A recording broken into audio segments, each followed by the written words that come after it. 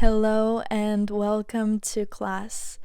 In this video I will be sharing my practice for menstrual cramps. If you have yoga props at home, feel free to grab them. Otherwise, a folded blanket, a pillow, the harder the better, and 2 dictionary size books should work for today. I will give you several options for each pose.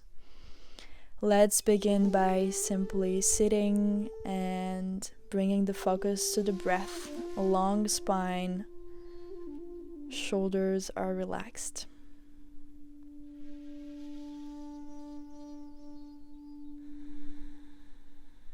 We will start today's practice with a pranayama called Nadi Shodhana, which is alternate nostril breathing. Fold your peace fingers and you'll use your thumb and your ring finger to close your right and then your left nostril. Let's inhale through both nostrils, close the right nostril with your thumb and exhale through the left. Inhale through the left, pause at the top and exhale through the right. Inhale through the right and exhale through the left. Inhale through the left. Pause and exhale through the right. Inhale through your right. Pause, switch. Exhale through your left. Inhale through your left. Pause, switch, and exhale through the right. Keep going like this at your own rhythm. You also have the option to bring your peace fingers to your forehead instead of folding them. This breath calms you down and harmonizes your feminine and your masculine energies throughout your body and your mind. And is overall a great tool to use whenever we feel like we need to focus back on ourselves and trigger the parasympathetic nervous system. On your next exhale, release your right hand back on your knee and breathe normally through both nostrils. When you're ready, you can blink open your eyes and we'll start by shifting our chest from side to side, drawing circles with our hearts, exploring the range of motion and just warming up our hips a little bit, our spine. Take it as a seated cat-cow, going in circles and then switch directions.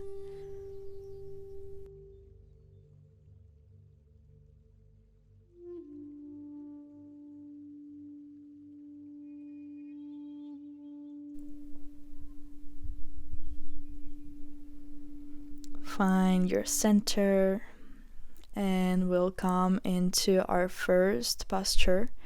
For the first posture, you will either need 2 blocks or a bolster. I'll first demonstrate with the bolster or a pillow, so make sure that it's hard enough. If it's not long enough, don't worry. Sit right at the end of the bolster. Sacrum is touching the pillow or the bolster, and then slowly release your back onto it. If your head is hanging and it's comfortable for you, stay there, or you can place a book or a block under your head. You can either keep your legs long on the ground or take a butterfly variation with your legs, bringing the soles of your feet together.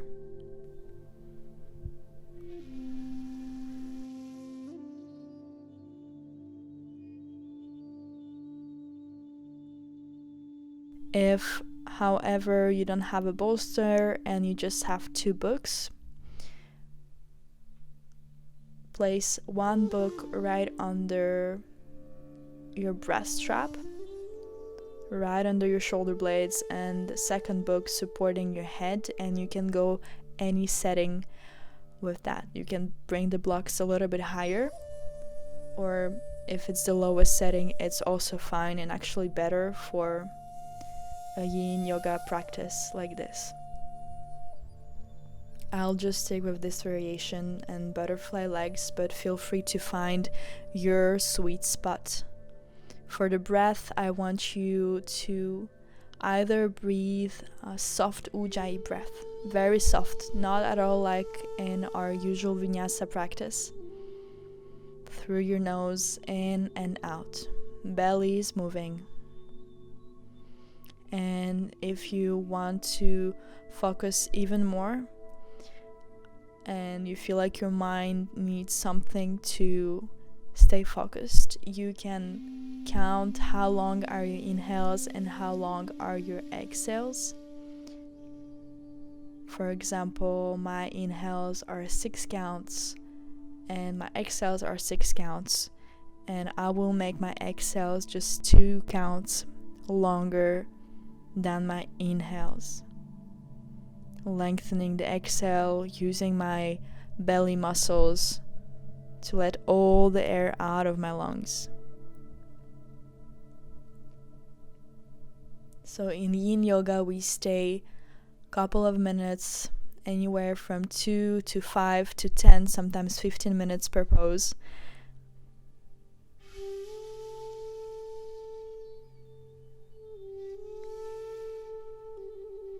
I want you to melt down on whatever props are supporting you, but also onto the ground. Let's take our last breaths.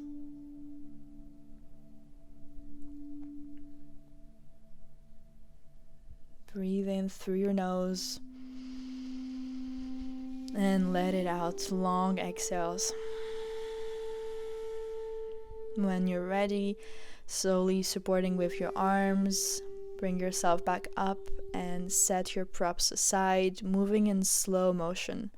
You'll take your legs around and find a very lazy downward facing dog, lifting the hips all the way up to the sky, bending your knees as needed, maybe walking your dog, maybe moving your hips side to side.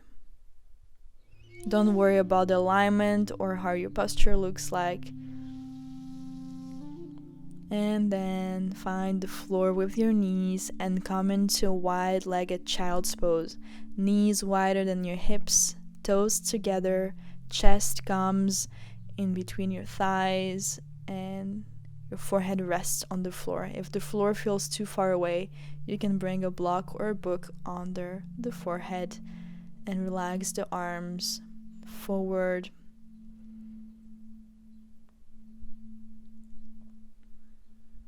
This is really great for your lower back release, for your hip release.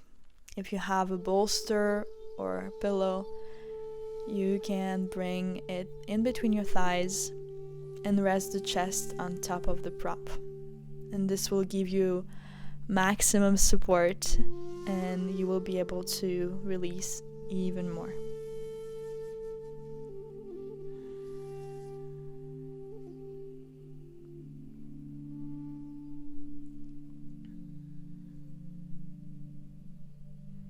Find your breath.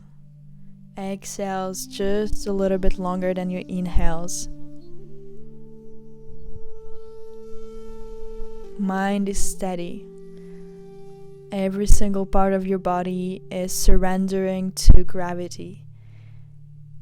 There's nothing that is holding on to anything. Your muscles are completely relaxed. And if you find an area of your body that is still holding onto something and it's hard to release, breathe into it. Use your exhale to soften that area of your body. Sometimes poses help for menstrual cramps, and other times they don't help, and it just goes on and on for hours. And I want you to kind of take the time to rest and give your body this opportunity to reset, to clear itself and start from anew. It's a lot of work that the body is doing. So instead of pushing it and maybe even taking medication to relieve the pain, sometimes it's needed, but other times we just want to work because we have to work or we want to work and we have to-do lists, and we don't actually take the time to go inward and just stay in the dark and in passiveness for a little while, which ultimately is all that your body is asking for in this moment. Also, drinking a lot of fluid, a lot of water is what helps, since you're losing a lot of fluid as well. Take your last breaths.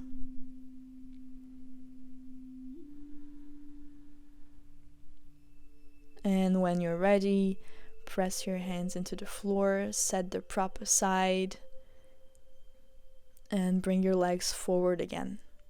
We'll find our passive Paschimottanasana forward fold. I'm sitting on a blanket because I want to elevate my hips a little bit so that the pelvis can rotate forward.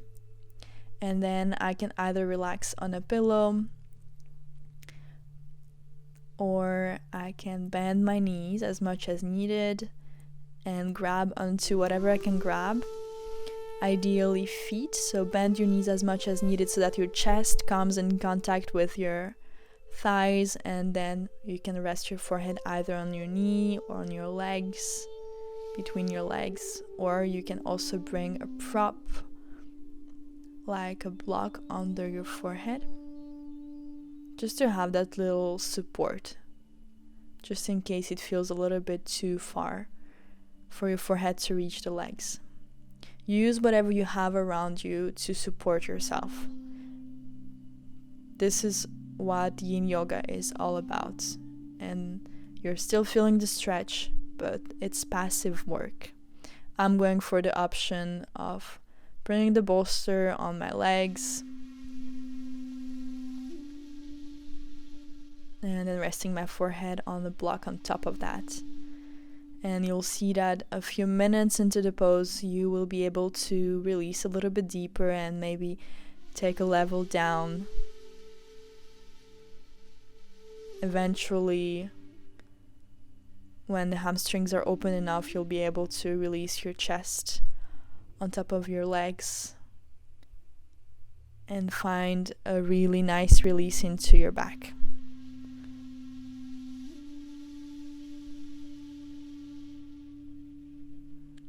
Don't forget to take your variation, and once you found the sweet spot, stay there and breathe.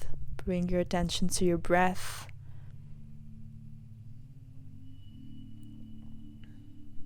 Commit to what you chose. Stick with it.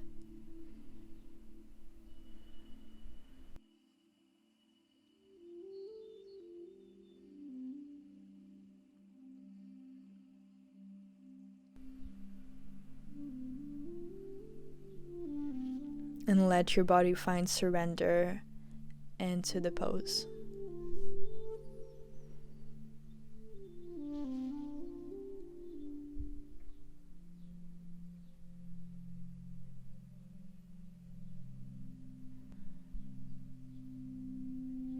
Find your last breaths. Maybe going a little bit deeper with your exhale. And then very gently and lazily come out of the pose and bring all of your props to the long edge of your mat. We're coming into wide-legged forward fold, also called pancake. I'm still sitting on the blanket, just sliding off it to rotate the pelvis forward, and then you can bring a prop, maybe a bolster,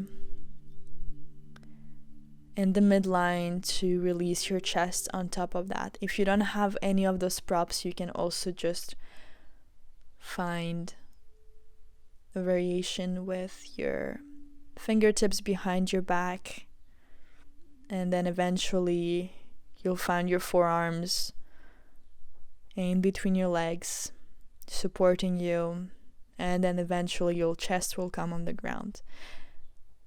And in this pose is where I can really see the benefits of yin yoga, because with surrender and time we can go deeper and deeper, and we can remove prop after prop, eventually coming onto the floor. Make sure that your knees and your toes are pointing up to the sky, but try not to engage your legs and your feet. Let them live their life and relax.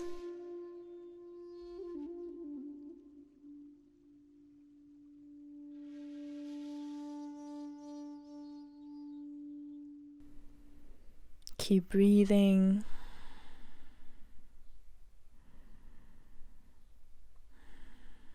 You also have the option to micro bend the knees if you want to fold more into your hips than rounding from your back. It's always better to protect the back this way, but it all depends on your own body and your own needs in this moment. So just listen to that.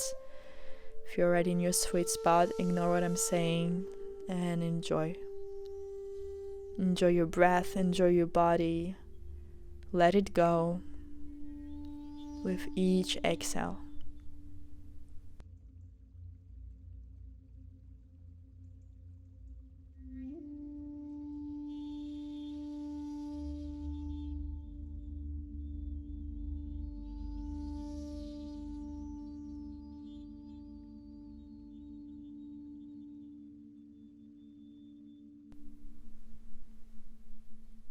Last breaths,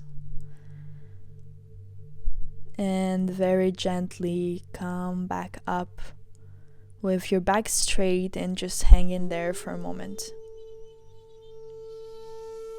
Once you're ready, use your hands to bend your knees and bring your legs together.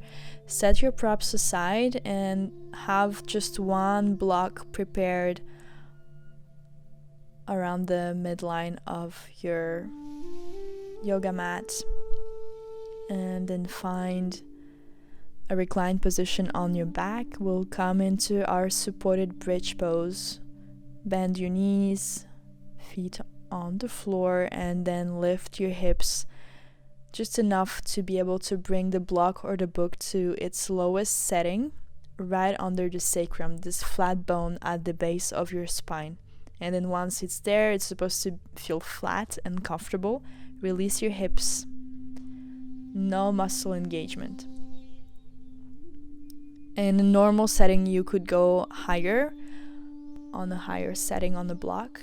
But since it's menstrual cramps, you don't want to lift the hips too high above the head to just not break the flow.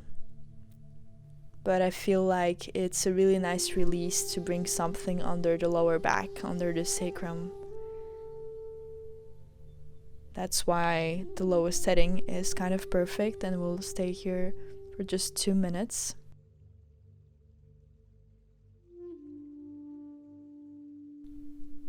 If you want, you can also lengthen your legs in front of you, keeping your feet together.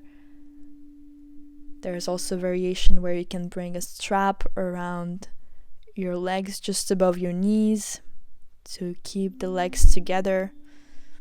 But keeping your knees bent is also working perfectly. Melt your hips into the block. Make them heavy.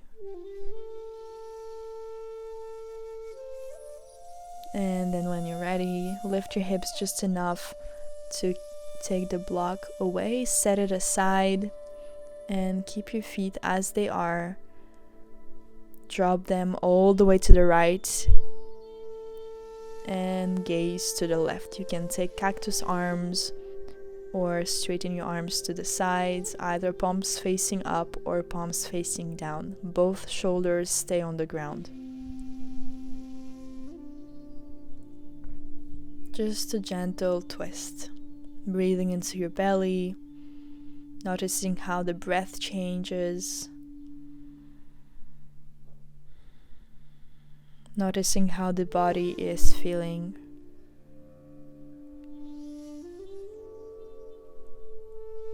Then bringing the knees back up, the gaze back up, dropping the knees all the way to the left and looking towards the right side.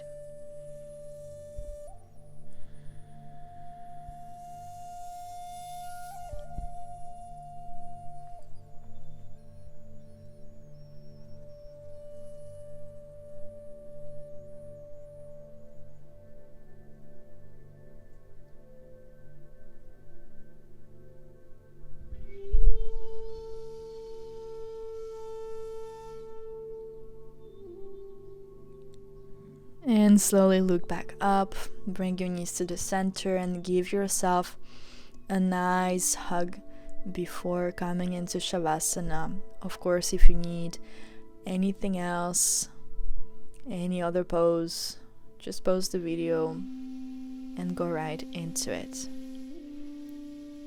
If you're in Shavasana, lengthen your legs, let your feet fall open. Relax your arms by your side, palms facing up, or hands on your belly.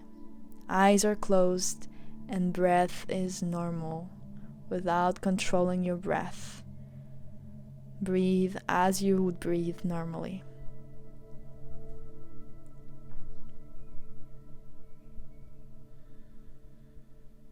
Shavasana.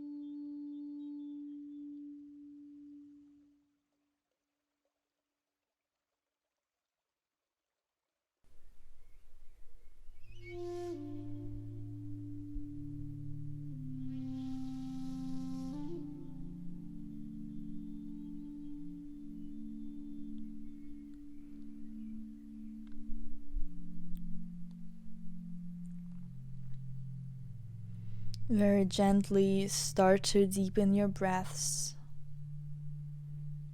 more and more into your belly. Start to move your fingers and your toes coming back into your body, and then give yourself a nice big stretch, reaching your arms over your head and pointing your toes like after a long and pleasant sleep. Bring your knees into your chest and roll over to your side.